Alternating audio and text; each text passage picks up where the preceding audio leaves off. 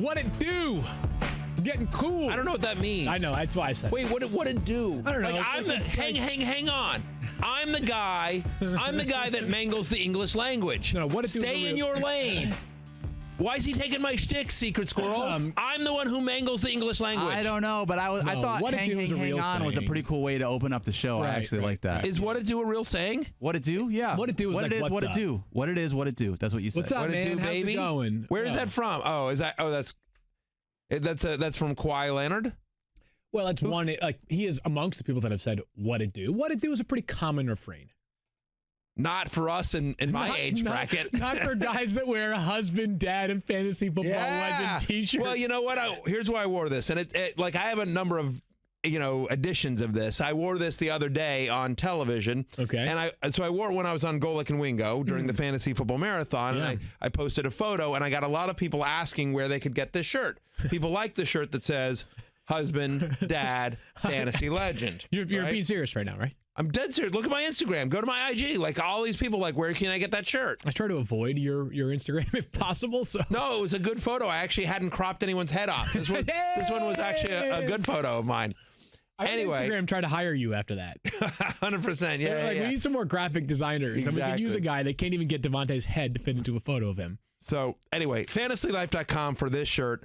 If you're interested in the husband, dad, fantasy football legend shirt or tumbler, we've got a ton of different designs there, a bunch of new designs as well, which are very exciting. So check that out at fantasylife.com.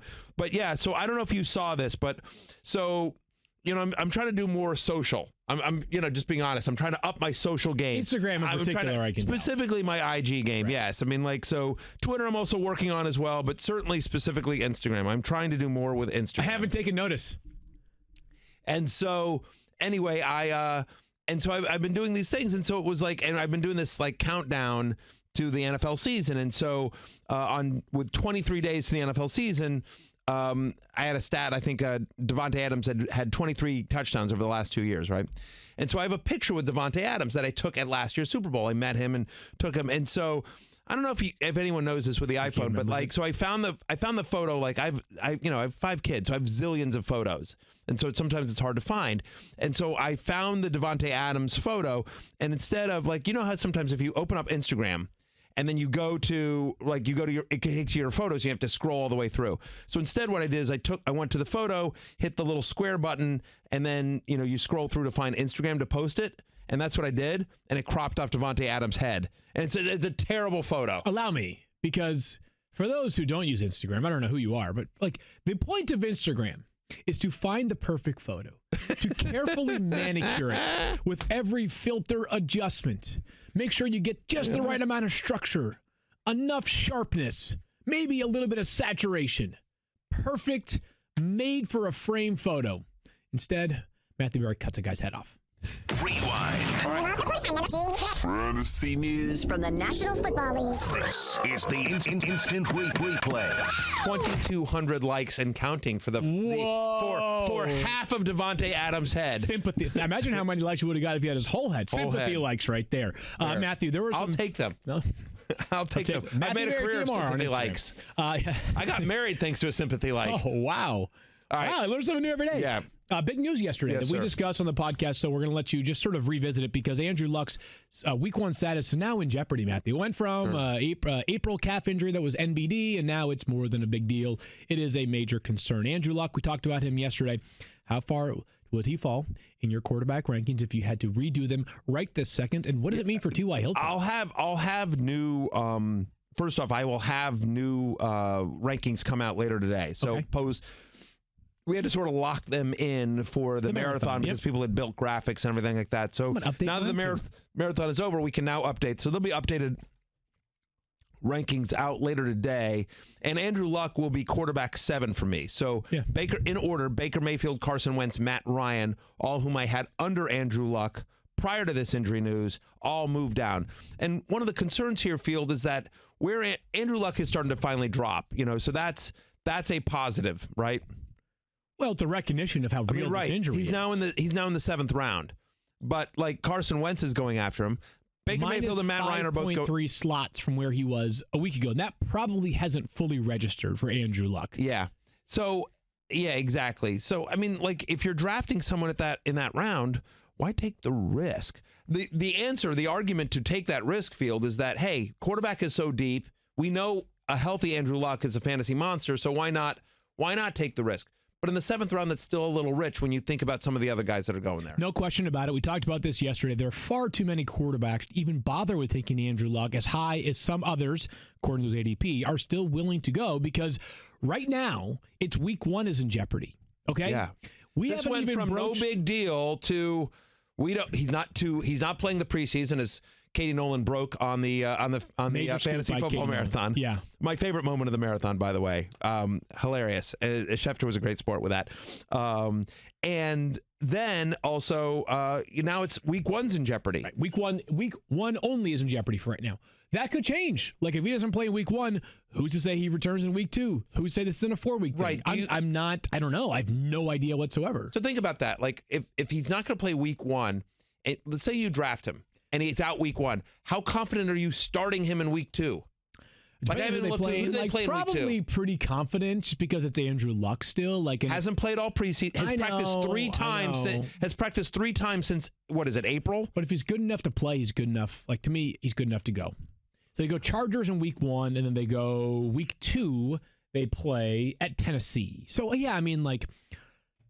Put it this way. So outdoors. If he plays in week 2, put it this way. If he returns in week 2, like the latest I'm playing him is week 3 against the Falcons at home. I understand. So, yes, of course. But here's the thing, though. It's just there's way too many quarterbacks to worry about Andrew Luck as your sole starter going into the season. How about T.Y. Hilton, though? You know what? Drop him a little bit. Yeah. But I think he's still a very good wide receiver. Still put up numbers with Jacoby Brissett, who would be the backup, who would be the starter if Andrew Luck misses time. I like Jacoby Brissett. I don't know that he's made some strides. Yeah, I mean, listen. Is he an amazing quarterback? No, but he's a better than average backup quarterback. He's got some interesting tweets. He asks a lot of existential questions on Twitter. He's a fascinating Twitter follow. I'll just leave it at that. But there's no question about it. Just as a quarterback, I think he is a better than average backup, and I think he could start for some teams in the NFL. Tim Hasselbeck actually called him the best backup quarterback in the NFL yesterday, all over SportsCenter and other platforms. So, and by the way, Tim Hasselbeck knows, like, I don't mean this as a shot too about backup quarterbacks, and I don't mean that as a shot. I love Tim, actually. But no, I mean... He knows quarterbacks of all varieties. Yes, he does. Fair enough. How about Kenyon Drake? Because yesterday he was spotted in a walking boot. Brian Flores, head coach, said it'll take a while to heal and that they are hopeful for him to return in week 1 of the regular season. So, the Balaj Barrage is back! We still haven't gotten a great name. You're killing me, Balaj. The Balaj Mahal. Yeah, Balaj Mahal's pretty good. Yep. Balaj Atois. Balaj Atois. Not bad. Me, you, and Kaylin are in a Balaj Atois. Yep. I'll let it fly. Anyways, a lot of nicknames. No, I get the reference. Just the reference was supposed to be when you're comparing him to 2 other running backs. It was a Balaj Atois, not Balaj Atois. Or if 2 podcast hosts are talking about him, the 3 of us are in a Balaj Atois. That works. Sure. Anyways. I don't really get the reference, but I guess if you tell me it works, then that's fine. Hey, not cool, Keith, the Thirsty Kyle. One of you guys, like we sent out that tweet asking for Kalen Balaj nicknames, and we got like hundreds of responses. Find me a couple of good ones there. It was pretty slim pickings. Was it? I think a lot of names have been played out. I mean, I'm pretty sure we already gave you the best ones. Okay. Did we? Yeah. So we've selected the hits, and we'll maybe look for a it's about to be Balaj Barrage. Anyways. A barrage of Balaj. Yeah, that works. So, value-wise, what does this mean for Kalen Balaj right now? Have we all of a sudden gotten to the point? Remember a few weeks ago, or maybe a week ago, when we did the Miami Dolphins Double Trouble, and I had Kalen Balaj was like running back 31, and I got some oohs, ahs. Maybe not so much. I bet by the time that we actually get to full draft season, which I consider to be late August, a lot of people will be joining me on that train. Thank you very much. I've only been on the Kalen Balaj bandwagon for like a year now. I don't recall. You know what? Yeah, doesn't ring a bell. I'm sure it doesn't. Ask Mike Clay, because Mike Clay battles me on Twitter all the time. Like, Mike loves to, and like I've given Mike, I'm not talking behind his back because I've said this to his face. I've said this on air. But anyway, like I don't understand. Mike hates Kalen Balaj, right? With a fiery passion. And I'm always just like, you're dunking on a guy that's literally going undrafted. It's the equivalent of like, dunking on you. Right. Okay, Case Keenum. Like an NBA player dunking on you. Right. No, or anything. I mean, it's just like you're taking a shot at like, who else I don't think is going to be very good in fantasy this year? Brian Hoyer. And you're like, he's not getting drafted. Like, pretty mobile. Right. I mean, so anyway, I don't understand the people in the fantasy community that just consistently dunk, and it's not just Mike Clay. There are other people who don't like him as well. The dunk on Kalen Ballage, who's like literally off the air, but like he's literally going undrafted in ESPN leagues. He's going as running back 49. You have him at running back 31. I have him probably right around there. I don't know exactly where I have him. I'll look up very quickly. I have Kalen Ballage as running back 37. You're actually higher. Before I've done my rankings updated, I imagine though when the update comes around, you'll have him up there. He'll be significantly higher. Remember, 6'2", 237, 4'4", 40. This is a guy who caught a lot of passes at Arizona State as well. He's a big guy. You know they want to run the ball. It's interesting though when this happened, I tweeted out that Myles Gaskin, the talented rookie, moves up the depth chart, and Cameron Wolfe, who covers the team for us, does a really good job, says he moved up the fantasy depth chart, just saying that, Myles Gaskin suddenly becomes like kind of a late round in a deeper league, kind of a late round flyer type. And Cameron Wolfe tweeted that he thought Mark Walton, the former Bengal running back, was arrested like 8 times this offseason. I mean, right, yeah, but apparently eventually landed in Miami. But played in Miami. Yeah, but but Kenyon Drake, who's currently going, is running back 26 ahead of guys like David Montgomery, Lamar Miller, Darius Geis, Tevin Coleman, Miles Sanders. Like, you'd like all those guys over Kenyon Drake, even if we find out Drake is going to play week 1. Yeah, it sounds like, though, could be a long shot for him in week 1. I don't know if we have a drop or not, but yesterday, the annual Love-Hate column was released. He's Matthew Berry. He's Matthew Berry. He's Matthew Berry. On our live feed, thank you, new guy Kenny, for picking a good photo of me. Like, there aren't that many that exist. That's not a bad photo of me. That could also be like if you were running for political office, that could be your headshot on the yeah, like, not too wide of a smile, yards or windows or something like that. Yeah, like, vote for Barry. Like, I feel like it's just not. It's not it's not one of those like gloating smiles. It's just like you're trustworthy in that picture. It's also one of those things that you could potentially see on like in a police office with like a serial killer and they're trying to find like the guy. It could be that too. There's that too. Oh, there's that boy. I'll leave that one there. There's that as well. But your Love-Hate column. You like Kalen Ballage though. Yes, I do like Kalen Ballage. I think just like the value, the ability, and the fact that like, let's say Kenyon Drake is not ready for week 1. Same question we just had with Andrew Luck. Like, what if Kalen Ballage runs well in week 1, week 2? And if anything, like part of me wonders if like the more likely scenario than Kenyon Drake overtaking Kalen Ballage is that both of them just become irrelevant for fantasy football. Yeah. I think I was asked this question yesterday, and not to spoil it, but I think I was asked which team had the least likely chance to have any fantasy relevant players. It's the Dolphins, right? Gotta be.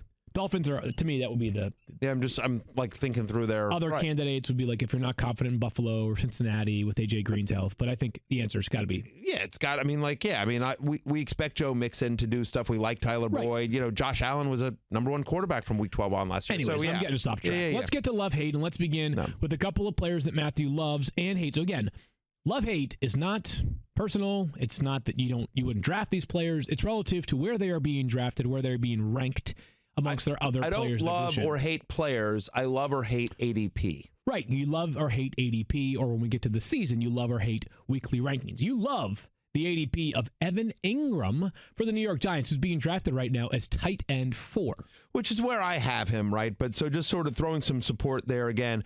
The Golden Tate suspension was upheld. Obviously, Sterling Shepard's still banged up here. So in his career, in Evan Ingram's career, in games in which he has played without Odell Beckham Jr., which is obviously what's going to happen this year, basically 5 catches, 8 targets a game. In those games, over 60 receiving yards, 13.8 fantasy points per game, which last year would have been tight end 5, right? He had 4 different games last year without Odell Beckham Jr., over 16 fantasy points per game and over 75 receiving yards in all 4 of those games here. And so I think the Giants are going to be a better fantasy team than we think. I don't know that they're necessarily going to be a better NFL team field, but I think this is a team that, probably isn't going to have a great defense, but is going to have, I think, good play calling. Like, whatever you think of Pat Shurmur as a head coach, I think he's a very good play caller. Okay. And a very good offensive mind. And so, look, Evan Engram, they had fantasy superstars on that team last year. I don't think Eli's going to be significantly worse than he was last year. And if Daniel Jones plays... Spinning it. Yeah.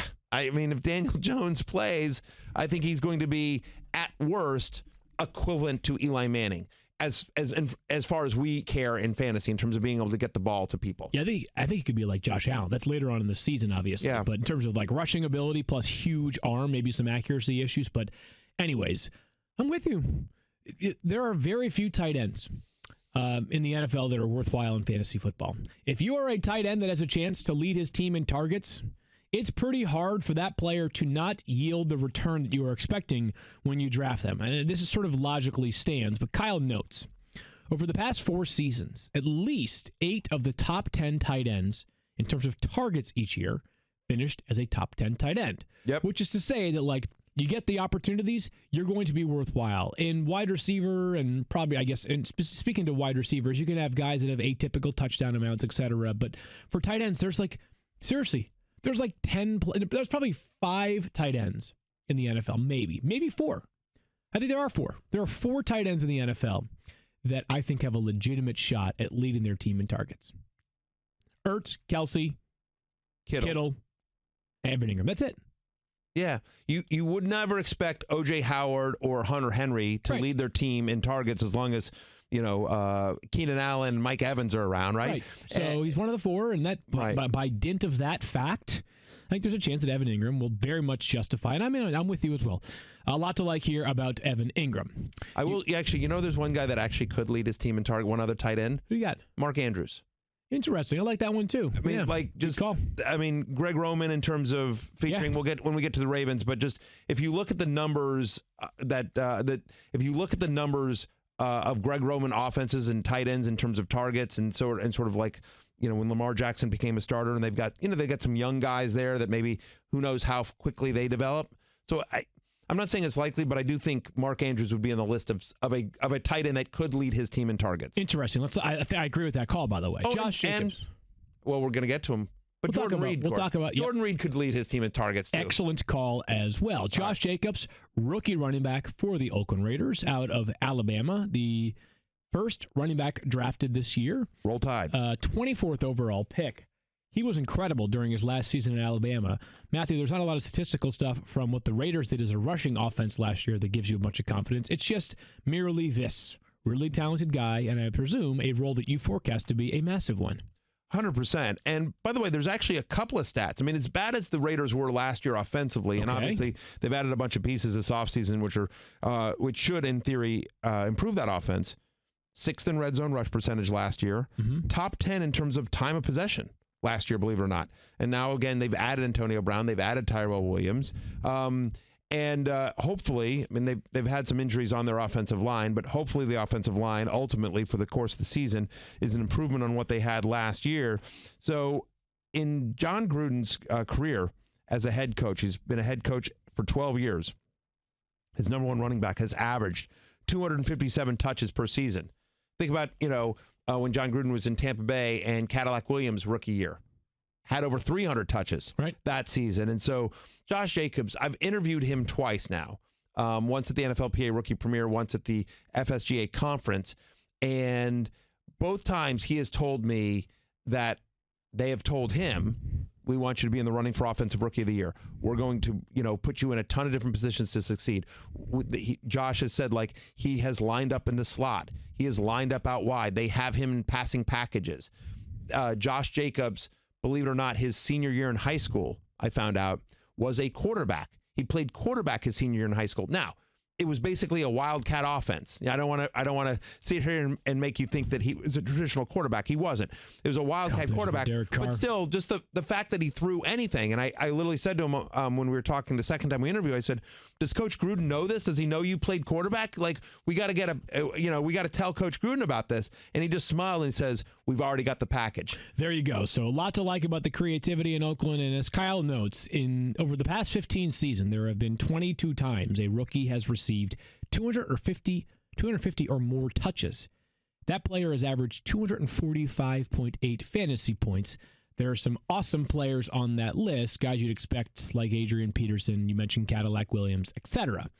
245.8 fantasy points would have been good enough for running back 10 last year. When rookies get the opportunity, they tend to succeed. But even it's also guys like Trent Richardson and Zach Stacy. Right, talented players. Yeah. Right. I mean, when you get volume, that leads to fantasy success. And again, everything we're hearing out of Oakland is he is the guy. There's a reason they used a first-round draft, given all the needs that Oakland has, and they still used a first-round draft pick on Josh Jacobs.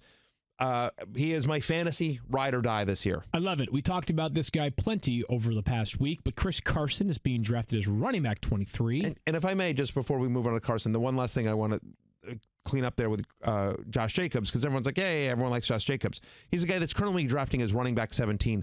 I have him as a top 10 fantasy running back. I like so it. I have him significantly higher in my ranks. I think he's a legit RB1 this year. You got to go big when it comes to your ride or die. Chris Carson, running back 23 right now in terms of average draft position. You've got him at running back 18. We've talked about how dedicated the Seattle Seahawks are to running the football, Matthew. Most run-heavy team in the NFL. He's younger than you might think. He hasn't even turned 25 yet. Last season, into the season strong. You think about how. So Chris Carson was this. Was he undrafted or a seventh rounder? Seventh round pick out of Oklahoma State. That's right. So a seventh round pick, and everyone was just like, I don't know. And like, remember 2 years ago, they were messing around with like Eddie Lacy and like, God, I forgot about that. And like Thomas Rawls, and they had all these guys, and like Chris Carson was the best guy. It was clear when you watched the preseason, he was the best guy. And finally, eventually, Pete Carroll admitted as such, and it looked like Chris Carson was finally starting to become the starter in Seattle. Then he gets hurt, misses the majority of his rookie year. Comes back last year, works his tail off, gets back there, and as the season went on, definitely got stronger. Over the last couple of games he had, last 3 games of the regular season last year, 3 straight games of 115 rushing yards and a rushing touchdown, the longest such streak since 2012 when Adrian Peterson did it. So got stronger as the season went on, and now a full year into it, and I think the only knock, there's 2 knocks you can make on Chris Carson. I think there's only 2 knocks. Again, talented running back on the most run-heavy team in the NFL with an offensive line that's a lot better. Okay. I mean, that was a question mark going into last season, and that was one of the surprises of last year's like, oh, holy crap, Seattle can actually block and run block, right? The two arguments you can make against him, number one is Rashad Penny. Okay, right? Yeah, first-round pick last year for a reason. Right, and people like, they're going to get more. Well, Mike Davis had 146 touches last year. He's now in Chicago. Yep. So Rashad Penny could have a significantly increased role, and Chris Carson could still stay a guy that was 3rd in carries per game for the NFL last year. He was 3rd in carries per game last year. And the other argument against him is they don't use him in the passing game. However, right. Yeah, Brian Schottenheimer, their offensive coordinator, recently said, we want to get him 50 targets this year, which... Okay, I'm excited. I also laugh at it. Like, you think I just don't think offensive coordinators are that precise and being like, 3.12 targets per game sounds about right for Chris Carson. I think it was, we had 24 targets for him last year. We want to be roughly, hey, double 2 times that sounds good, right? Yeah, I think it's totally arbitrary. I think the idea is just, let's make it as simple as this. They want him to be more involved in the Passing game. Pete Carroll said he has the best hands on the team. So... pretty impressive right there. The other thing I said is like, and if you go read my love-hate on ESPN.com, please do. I'm a company man. Or in the ESPN app, or in the ESPN Fantasy app. All of whom are... you can watch us on the ESPN app. Yes, you... Every single day. Yes, watch you tab. can. Pretty awesome. And by the way, the ESPN Fantasy app, you can watch the fantasy show on ESPN Plus now. Right there in the fantasy app. Wow, how about that? That's pretty buddy. Sweet. Let's go. That's coming. So excited about that.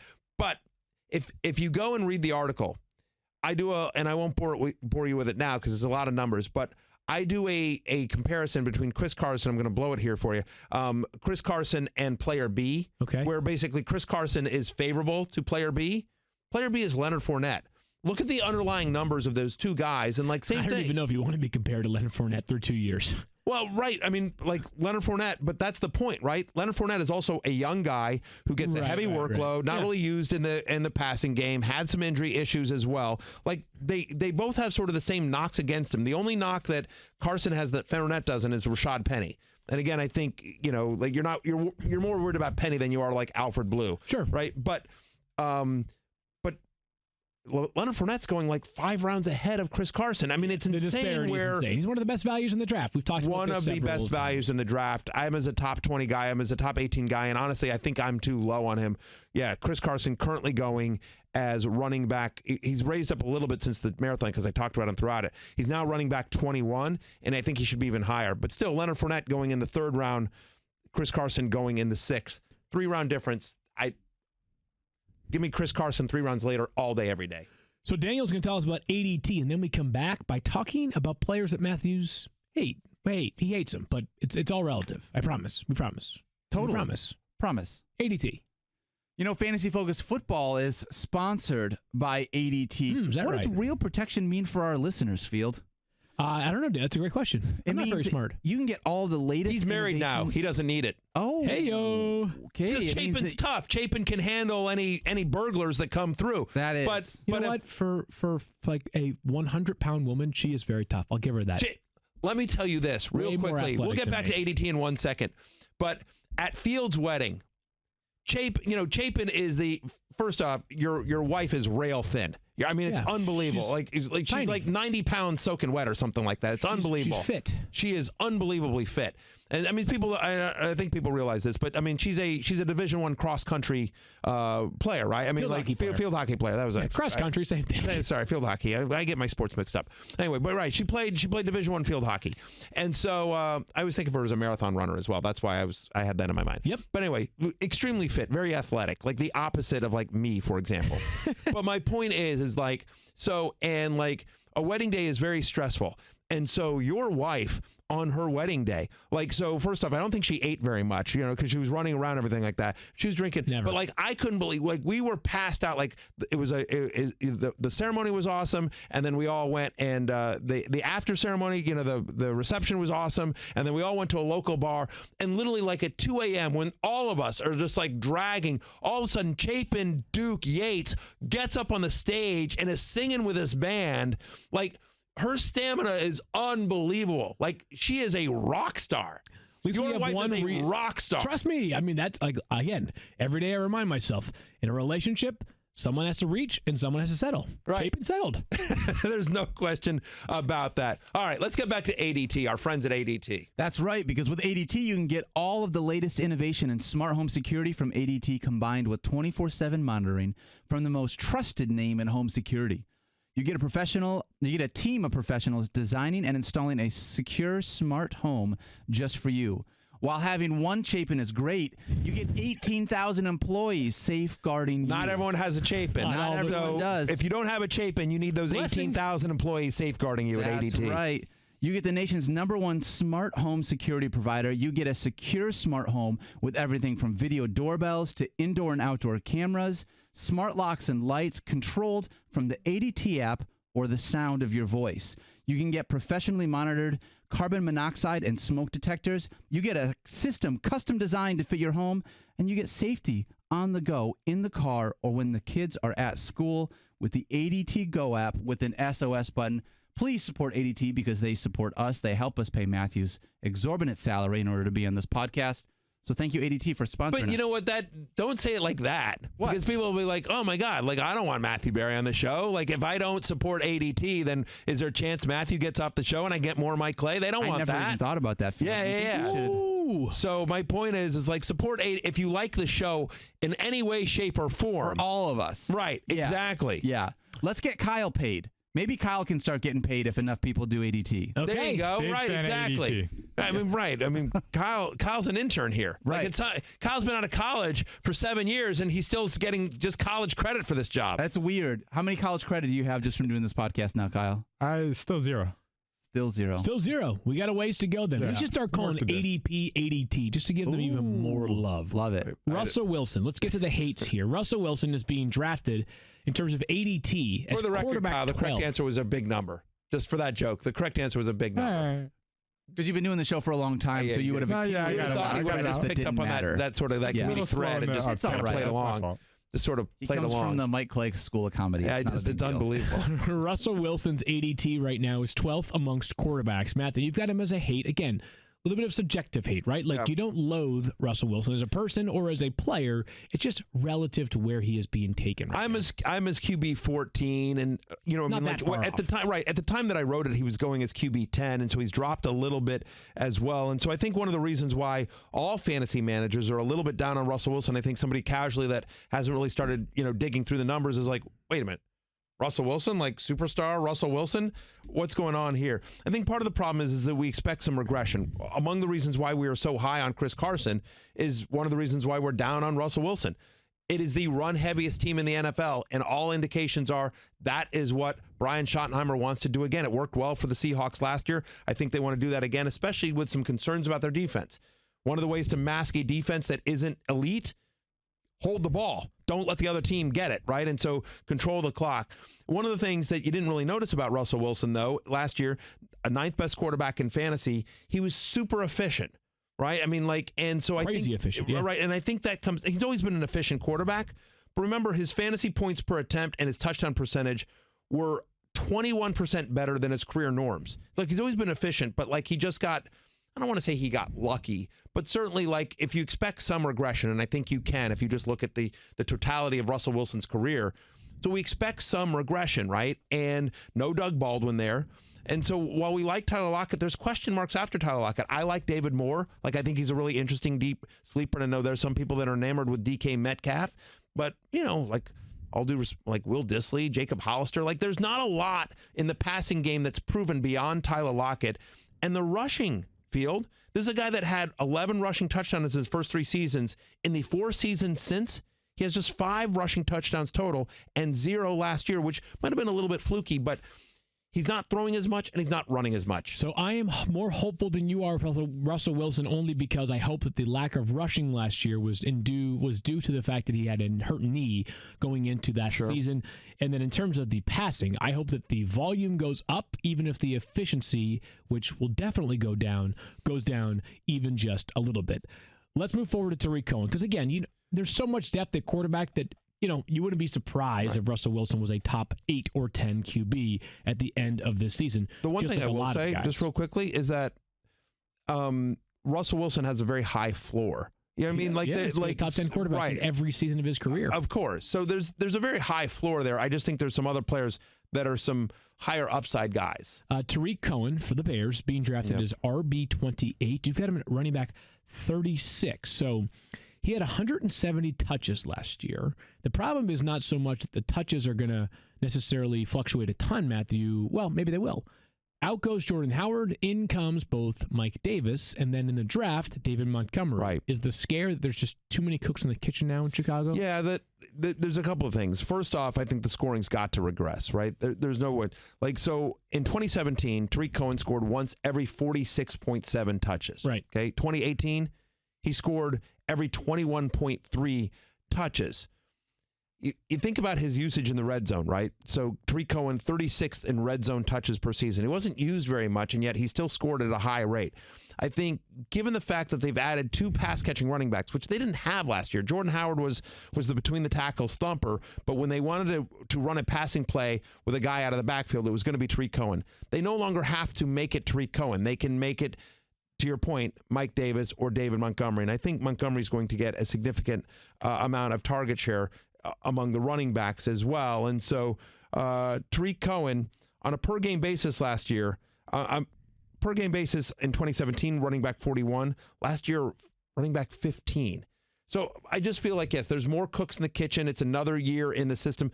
Everything we're hearing out of Chicago is that they don't want to increase Tarik Cohen's role. In fact, they want to lessen it, again, to make his impact even more significant, which is great for the Bears, not great for fantasy managers. So 71 catches last year for Tarik Cohen. If that number drops off by a dozen or so, we have a different outlook for him. And you're right, the touchdowns probably are much more likely to regress. I sound like Mike Clay at the moment. One more player here, and maybe again, touchdown regression is the theme, is Calvin Ridley. Being drafted as wide receiver 27 in the 8th round. There are players like Robbie Anderson, Will Fuller, who are 20 or more picks behind where Calvin Ridley is. Like the player a lot, Matthew. I expect him to be better as a talent this year. Are you concerned, though, just the touchdowns were so fluky last season? 30% of his fantasy points last year came in 2 games. Right. That's we kind of ended there, right? Right. So here's a guy that was targeted on just 20% of his routes, which was 43rd among qualified wide receivers. But he actually had the 7th highest fantasy points per target. Right. So just, again, something has to give there. 30% of his touchdown receptions came on end zone targets. The NFL average is 50. If the touchdowns regress, I think we're going to have an issue because I don't expect a significant volume increase here. Julio's back. Julio's getting fed. Yep. Austin Hooper continues to emerge. Mohamed Sanu is still there as well. And then, oh, by the way, we have a healthy Devontae Freeman. We expect to be used more in the passing game here. So I just don't see Calvin Ridley. I think is going to be a better real life NFL player than consistent fantasy asset. And to your point, Field, look, I think he's fine, but just in terms of where he's going, again, love-hate is all about ADP, and I hate where he is currently going when you think about the fact that Calvin Ridley is going basically the same place as DJ Moore. He's going ahead of Tyler Boyd. He's going ahead of Allen Robinson, ahead of Will Fuller, D.D. Westbrook, even Sterling Shepard, who we expect to have a significant target share. I don't know. He's going the same round as he's going one pick ahead of Sammy Watkins, who I prefer Sammy Watkins. Yeah, those guys are closer than but close-ish for me. I would rather have the number two wide receiver on the Chiefs, or even the number 3. If you want to see the number 3 pass catcher after Hill and Kelsey, I'd rather have the number 3 pass catcher on the Chiefs than the number 3 pass catcher on the Falcons. Right? It depends on where you feel him and Sanu. They're sort close of for me. 2B, 2-3. Sure, but they're close. Anyway, I like your point though that he's going to be a better a better overall player this year. Maybe a less impactful fantasy player this year, but there is an avenue for him to improve and be more consistent, which I know Tristan charted him in the bottom, I think it was 43 of 51 wide receivers that Tristan charted last season.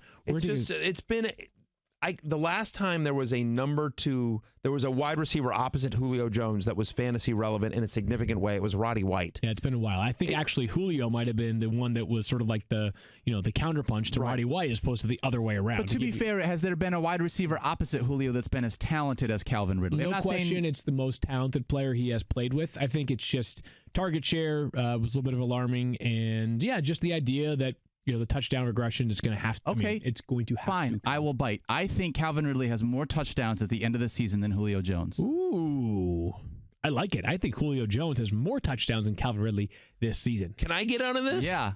All right. Yeah. I say Julio Jones has more touchdowns than Calvin Ridley this year.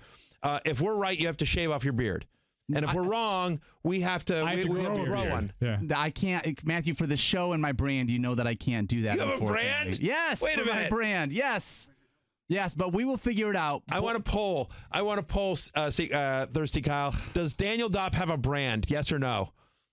Oh, the people love Daniel. They're going to say they love Daniel. They love it. Okay, so I think Calvin Ridley will have more touchdowns at the end of 2019 than Julio Jones. Okay.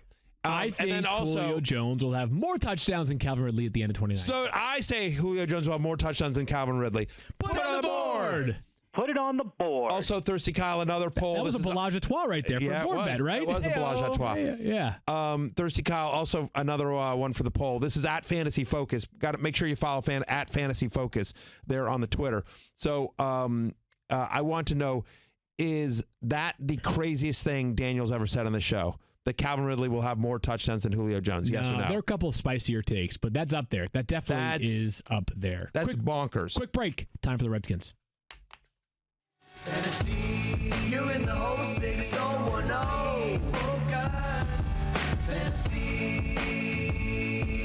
Fantasy focus.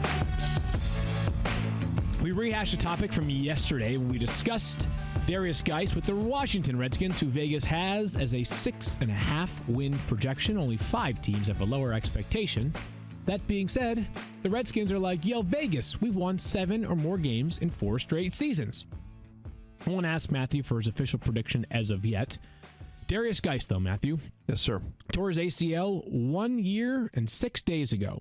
My ride or die from last year. Is still not cleared, although Stefania mentioned yesterday on the show, like, him not being cleared is not a red flag. Like, that was the expectation for him to not be cleared for game action. He is seemingly on track. With all that being said, what say you about the outlook for Darius Geis this season? Well, look, I like Darius Geis. Again, my ride or die from last year obviously didn't work out. You can't predict injuries there, but a unbelievably talented player, right? When he was drafted, he fell in the draft because of quote unquote off the field concerns, none of which have raised themselves since he's been in the NFL. By all accounts, he has been a model citizen, a model teammate. Like, the Washington D.C. community loves this kid, 100%. And he's a fun follow on social media. So a lot of people had him ranked as the second best running back coming out. Only Barkley was better. So last year. So the talent is there. Remember, this is a guy that averaged over 6.5 yards per carry at LSU in 3 seasons in the SEC, playing SEC defenses, right? It's not like they had like this wide open passing attack. Like he saw a ton of loaded boxes when he was in Baton Rouge. All right. The Redskins, look, their quarterback, it's going to be an issue, right? And we can talk about Haskins or Case Keenum or, Colt McCoy. Yeah. Whoever it is you don't want on your fantasy team. It'll be Case Keenum first and then Dwayne Haskins, and you want neither of them on your fantasy team. That's correct. It's that even I'm saying that. Yeah, like Darius Geis, though, back to him because we can just wasted space. But my point is that the Redskins aren't stupid. They know they have questions at quarterback. So they want to do what they did last year. I think people forget, like before, when Alex Smith got hurt, they were 6-4 in first place in the NFC East. And how they had gotten there, they'd played good defense, and they'd played turnover-free ball. Yeah. Like they'd run the ball, didn't turn it over, played good defense. And that's what they want to do this year. And so think about Adrian Peterson last year.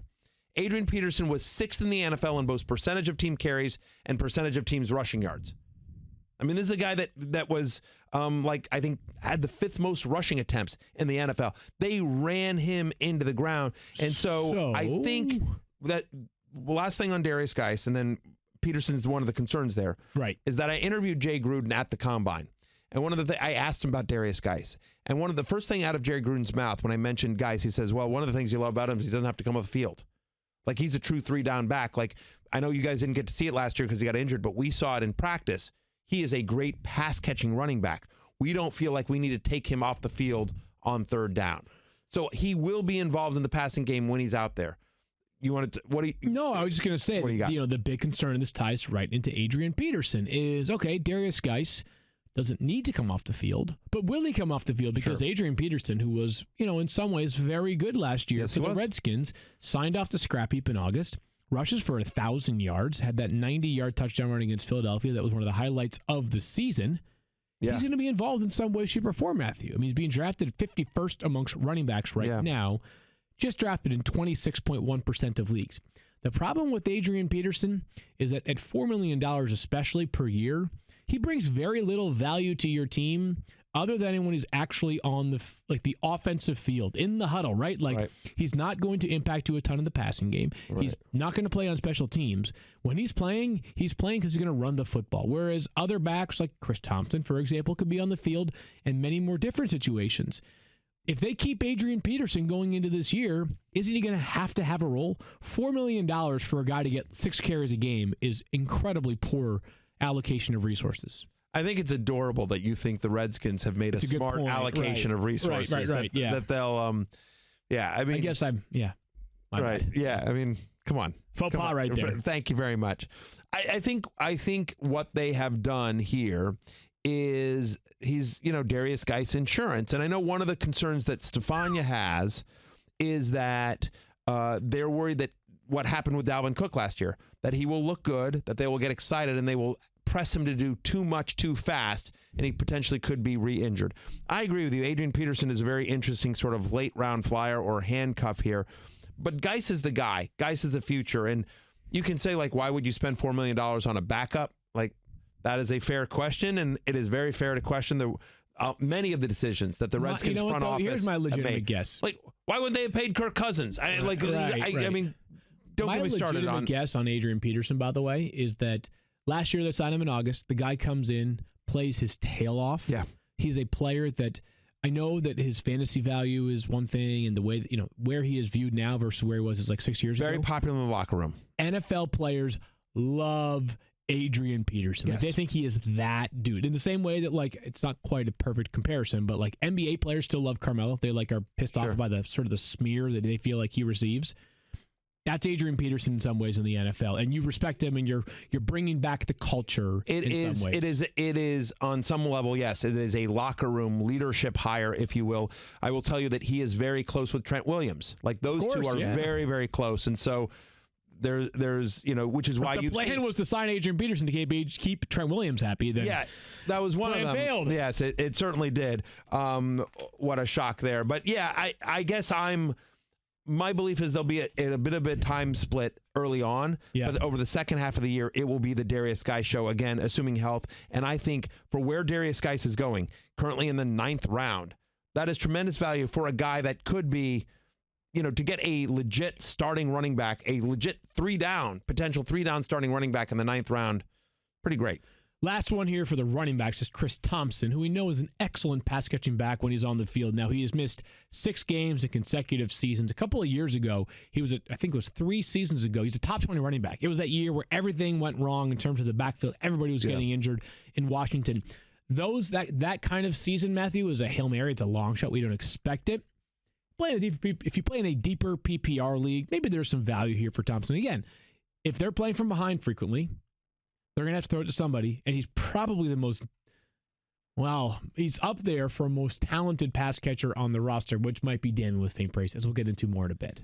Yeah, we will. The problem is just, injury concerns with Chris Thompson, and they want to limit his touches. It takes because of that. Perfect scenario for him to become a player that you can count on week to week. The team is terrible, injuries, playing from behind, can't find anybody else available to sign to counter, to be a counter to him. Right. Like, there's a lot of things that need to go right for Chris Thompson to be relevant. I will say, look, and you and I both have him in the 50s, just because of the sort of the depth of the position, but he could be a bargain. Like, you could, as a flex in a 12-team league or something like that, 14-team league, like he's a better fantasy asset than where he's being drafted. But I agree with you. I think the upside is probably limited. I think that was just sort of a special set of circumstances a couple of years ago, and I don't know that you see that happening again. And especially with Darius Geis back, like he's third on the depth chart for potential fantasy points in that backfield. The Redskins might need to hire a wide receiver, and I've got some ideas, because hiring used to be hard. Multiple job sites, stacks of resumes, a confusing review process. But today, hiring can be easy, and you only have to go to one place to get it done. ZipRecruiter.com/06010. ZipRecruiter sends your job to over 100 of the web's leading job boards. But they don't stop there. With their powerful matching technology, ZipRecruiter scans thousands of resumes to find people with the right experience and invites them to apply to your job. As applications come in, ZipRecruiter analyzes each one and spotlights the top candidates so you never miss a great match. ZipRecruiter is so effective that 4 out of 5 employers who post on ZipRecruiter get a quality candidate to the site within the first day. NFL teams should use ZipRecruiter for their search firm. And right now, my listeners can try ZipRecruiter for free at this exclusive web address, ZipRecruiter.com/06010. That's ZipRecruiter.com/06010.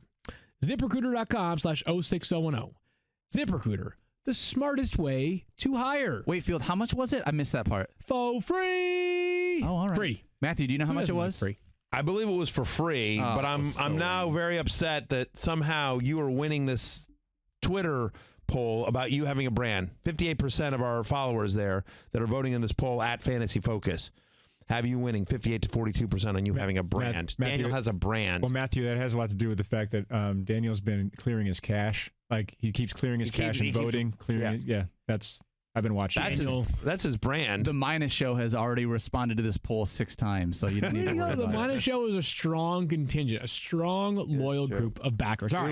We love the Minus Show. This stat blew my mind, and it actually made me hurt for you, Matthew. In a league where passing touchdowns are up, Patrick Mahomes is throwing touchdowns left-handed and throwing for 300 yards in his sleep.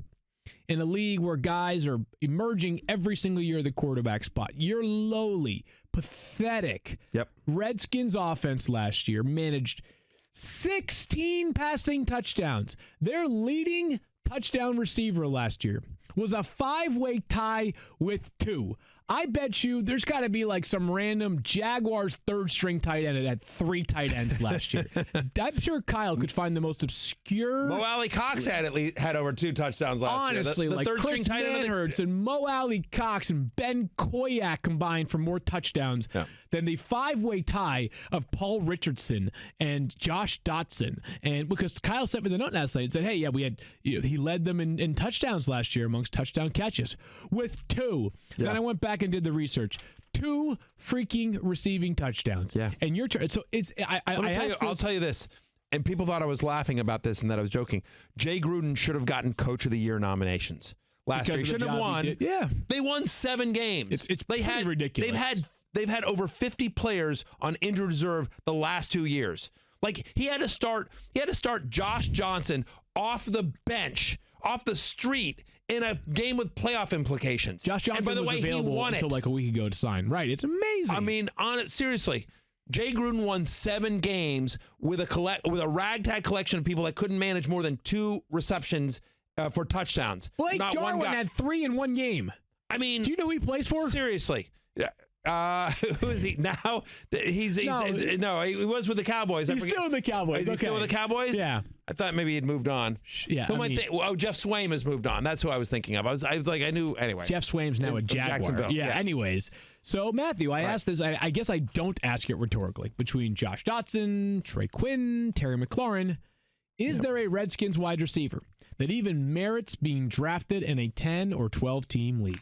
I like Trey Quinn. As kind of a as a 12-team PPR type or deeper. Yeah. Like I think he's going to be a Danny Amendola type, if you will, just sort of like whether it's Keenum, whether it's Colt McCoy, whether it's Dwayne Haskins that plays quarterback. And I think you'll probably see all 3 of them at some point this year. Right.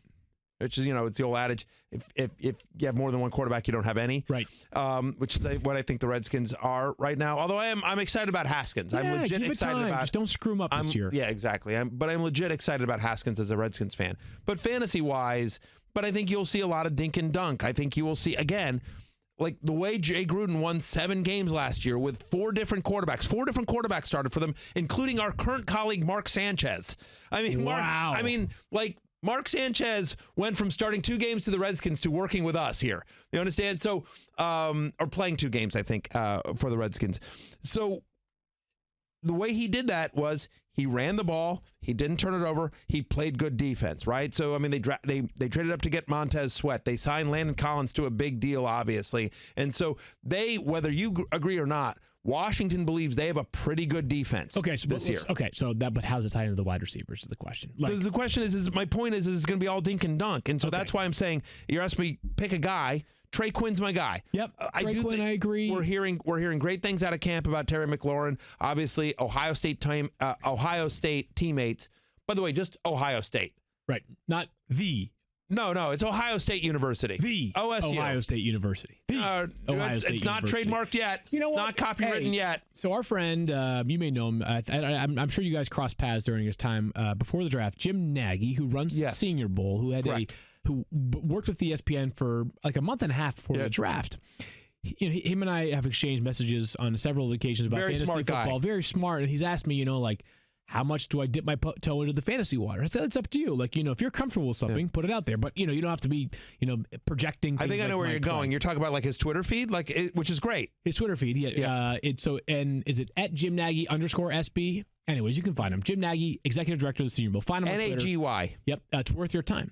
And he tweeted recently his favorite, I'm going to give you a sleeper. And this was way before the buzz surrounding Terry McLaurin and training camp began. He said, watch out for Terry McLaurin, the 3rd-round pick out of Ohio State. It's at Jim Nagy _SB. Right.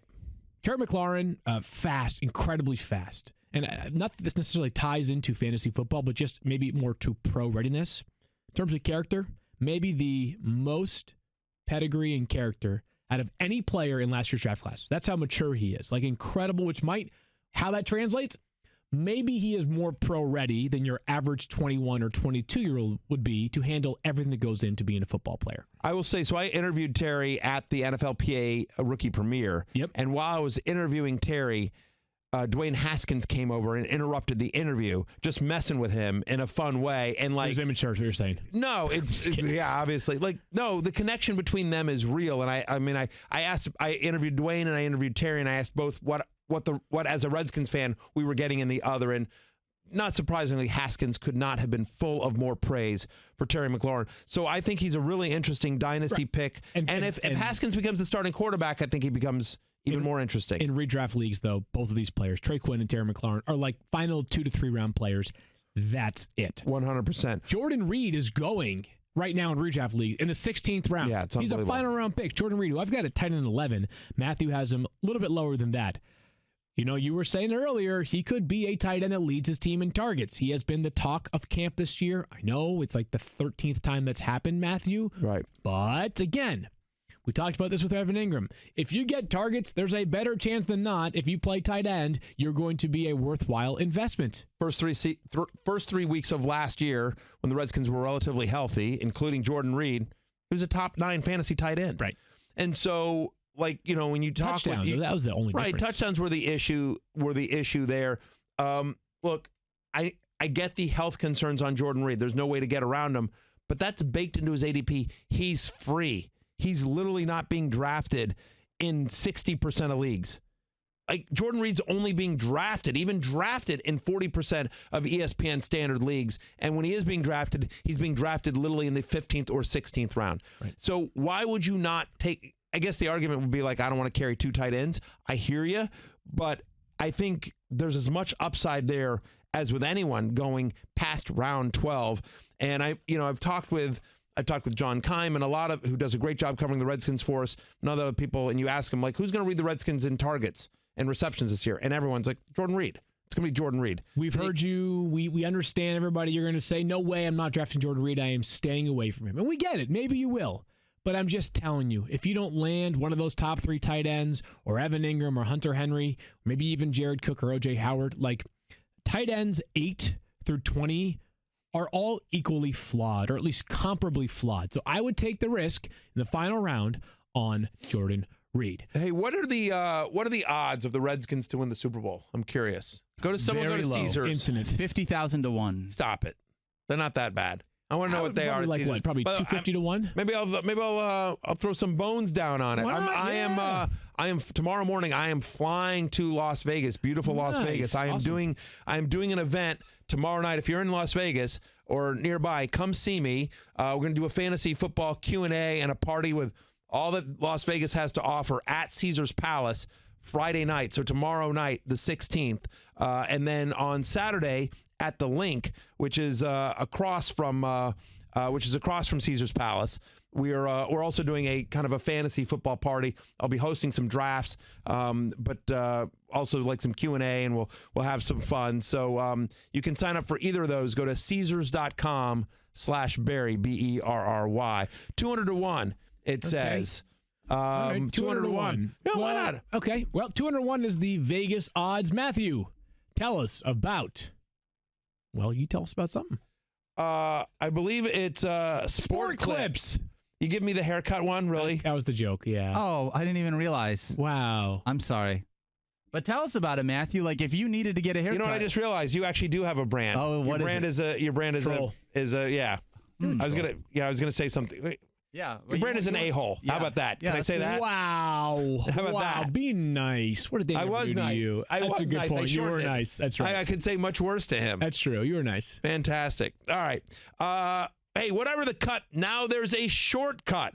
Download the Sport Clips Haircuts app and check in online to reserve your spot. I feel like that's something Field would absolutely do. Field is always on time, flexible, and convenient when you want it. Plus, self-check-in kiosks at all Sport Clips locations. And don't forget your beard trim, Secret Squirrel. Sport Clips, you choose the cut, they cut the weight. It's New York Times bestselling author Matthew Berry with another self-serving, self-indulgent, all-about-me promo. We're starting to get into draft season, which means you need some help. Rotopass.com. Rotopass.com, the ultimate season-long fantasy football resource. It's kind of like Netflix, but for fantasy football. You get access to way more than you need, and you just sort of pick and choose what you want. You get Football Guys, you get RotoWire, you get ESPN Plus. You get a 6-month subscription to ESPN Plus, which is pretty great. You get the fantasy show, of course, on ESPN Plus with me and Daniel. You get Mike Clay's stuff. You get all sorts of tools. RotoViz, Roster Watch, Football Outsiders, the great Football Outsiders, and Aaron Chat. So you get all that stuff. You get customizable ranks. You get draft software. Name it, you get it. If you use the promo code CHAPIN, CHAPIN. Wow. Promo code CHAPIN gets you 10% off at rotopass.com. Go there and start winning. All right, Keith, we got a couple of questions. What do you got for us? Fire away. JJ wants to know, who is your top pick in a rookie draft? So I'm assuming this is a rookie startup league. Ooh, that's a good one, Matthew. Kyler Murray. I was just going to say. Kyler Murray. As much as we like Josh Jacobs, it's hard to pass on Kyler Murray. Yeah, generally speaking, that in rookie drafts, I tend to like wide receiver, assuming it's a dynasty league. If it's a good wide receiver. Right. It's a good wide receiver. I tend to like those because they tend to hold their value longer. Sure. Or a running back. But if it's a Saquon, a top pick, of course. Sure. No, I'm not saying that like with what I know about Saquon now. Like if it's a top 5 running back draft pick by the NFL's standards, then yes. 2 years ago, I would have said Leonard Fournette, and it would have been wrong, but I would have said that. Fair enough. I think Kyler Murray is special. Yeah, me too. I think there is a very good chance we are talking about. Very good chance is strong. I think there is within the realm of possibility that we're talking about Kyler Murray the way we're talking about Patrick Mahomes a year from now. I'm not saying I'm saying 50 touchdown passes for Kyler Murray, but I am saying that like think about how high everyone is on Baker Mayfield. He's Baker Mayfield's arm and accuracy with Michael Vick legs. I think he's a special player. I like how Steve Keim, their GM, has sort of progressed with his comments. It went from he'll have to beat out, I don't even know who the backup Josh Rosen. He had to beat out Josh Rosen when they drafted him. Before that, it was like Charles Kanoff or something. Now he's a generational talent. All right, Keith, what else you got for us? Yeah, before I give you the next question, Mike Clay does have a top 80 rookie rankings on our site. So if you're interested, check that out. Josh Jacobs is his number 1 as well, but he has Kyler Murray 8th because he goes wide receiver heavy. So yeah, I guess I just don't think there's a lot of definitely not bringing Mike back on the show. Yeah, I just feel like there isn't. And history will prove me wrong, right? But I just feel like there isn't a Julio, there isn't that in this class where you feel like that's a guy I've got to. There's plenty of wide receivers that are not going to score 10 touchdowns in this class, Matthew. I do not know what you're talking about. Daniel Dobb. All right, Keith, what else you got for us? Trolling on Julio. Anyway, I think Kyler's special. There you go. Next question comes from Rob. He says, does a league that features 6-point touchdowns for passes change how you rank or draft quarterbacks? Of course. Quarterbacks go earlier because they have a chance to be the league winners. I understand, yes, it's not like a quarterback, not like Carson Wentz or Patrick Mahomes. There's more of a premium because Patrick Mahomes becomes that much valuable within your draft. Not much more valuable. So if you think about it like this, right? Let's say Patrick Mahomes regresses and throws 40 touchdown passes. This year. The other thing about it is it offsets rushing quarterbacks a little bit, right? So Kyler Murray, the gap between Patrick Mahomes and Kyler Murray decreases. It increases in the 6-point passing touchdown, right? Patrick Mahomes is more valuable vis-a-vis Kyler Murray in a 6-point passing touchdown league because even though I think Kyler Murray could be a top 10 fantasy quarterback, I think a lot of it could be because he runs for a ton of yards. Yeah, so here's the thing. If let's say Patrick Mahomes or any quarterback throws 40 touchdowns, if it's 6 points per passing touchdown, that's an extra 80 points for the year, which is 5 points per game. Yeah. That is a lot. That's a full touchdown in a standard scoring league. Yep. Yeah. Anything else, Keith? Yeah, we got one more for you. Okay. JT wants to know, if you go a version of 0 RB and don't draft one through the first 3 rounds, who are your favorite upside backs to draft in rounds 4 through 7? All right, let's go. I'm looking at ADP right now. I'm pulling it up on ESPN.com, and there's a lot of them. We already talked about one of them right now, which was Chris Carson. Basically. But fourth round and beyond, here's who's going in the 4th round: Devontae Freeman, Kerryon Johnson, Josh Jacobs is going in the 5th. Freeman and Kerryon would both be great guys to sort of grab there. Love Kerryon this year. Yep. Josh Jacobs is my ride or die. Moving further down, Marlon Mack, Aaron Jones, Chris Carson, Damian Williams. All of them are going 5th round or later on ESPN.com. For me, I like Mack fine, but me and Aaron Jones, free Aaron Jones, Chris Carson, and I'm a Damian Williams believer. I'm not buying this Andy Reid running back by committee thing because it would basically be the first time in his career he's done that. Yeah, I'm again, this is the first. We still only had one preseason game. A lot of the stuff that we're talking about is little more than coach speak. Yeah, there's actually better value than I realized in the 3rd and 4th round running David back. Montgomery in the 8th, Miles Sanders and Tevin Coleman both in the 10th. Those are interesting guys. A Chargers backup running back in case Melvin Gordon sits for a while. There's some guys you can pluck with some good value there. Oh, yeah. Royce Freeman in the 12th, I think, is super interesting. Yeah. Latavius Murray in the 13th, is somebody that he needs to be rostered in 100% of leagues because obviously Alvin Kamara is being rostered in 100% of league, but Mark Ingram has always been drafted as sort of a top 20 guy. Right. He's going to be Mark Ingram.